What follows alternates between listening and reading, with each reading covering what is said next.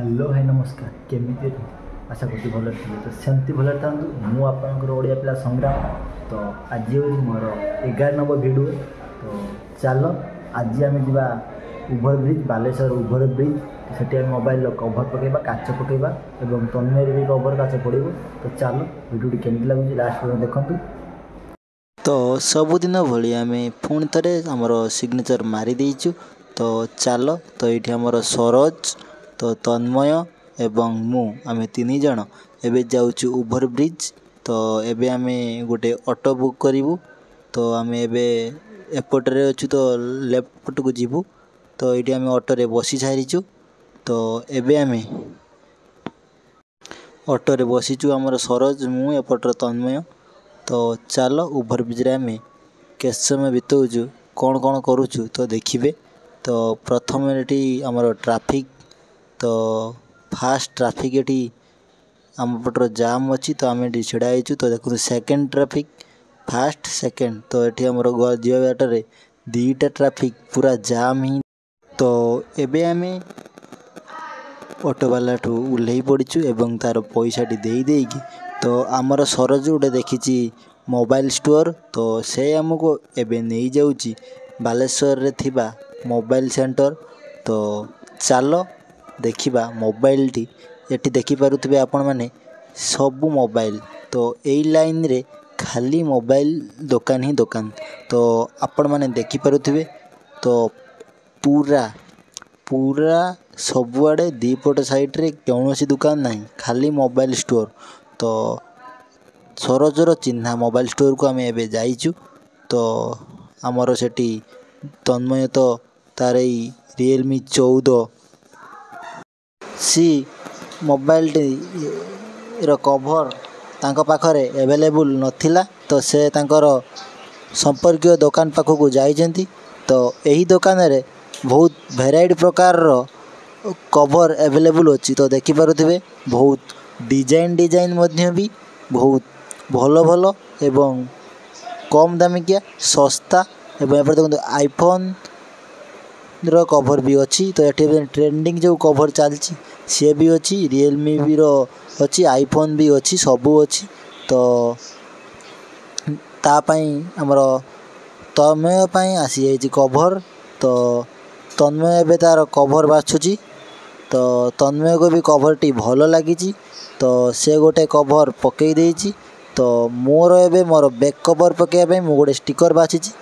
तो ये भेराइटी प्रकार स्टिकर एवेलेबल अच्छी। आपण मैंने जो प्रकार चाहिए से प्रकार सब प्रकार अच्छी। तो आम बहुत स्टिकर देखिलु। तो आमको से स्टिकर भल लगी। तो आम आमर से स्टिकर नहीं जाइए। तो आपण मैंने देखिपे आउरी केते भेराइटी स्टिकर भी एवेलेबल होती। आपण मैंने चाहिए यूटू आपण मैंने नहीं पारे। तो यहाँ हूँ आमर मोबाइल स्टोर। तो तापर आमर सांगे सांगे ता मोबाइल बैग पुछाईगला। तो आपण मैंने देखिपे तो बहुत मली होता वर्षकर। तो बहुत चारि एंगल देखीदे। तो तापर ताकू स्टिकरिंग पाई जो आनी स्टिकर तो तार ए अठा छड़े ताकू ए स्टिकरिंग करिबारे लगी पड़ते भाई। स्टिकर टी बहुत सेंसियर टिके भी हलचल हो गले तो स्टिकर टी खराब हो पारे। तो से भाई बढ़िया सुंदर से स्टिकर लगे देइछन्ती। तो मु भी बहुत खुशी हो जाइए। तो मुई पचारि भाई आ संगे किसी गिफ्ट अच्छी तू काचाऊ स्टिकर पकेली। तो से भाई आम गोटे इयरबोर्ड देले। तो आप देखी पारे। तो दीटी जिनस पकेली तथापि आमर को भाई गोटे इयरबोर्ड गिफ्ट रे देइछन्ती। तो एबे आमे चालू आम रूम को।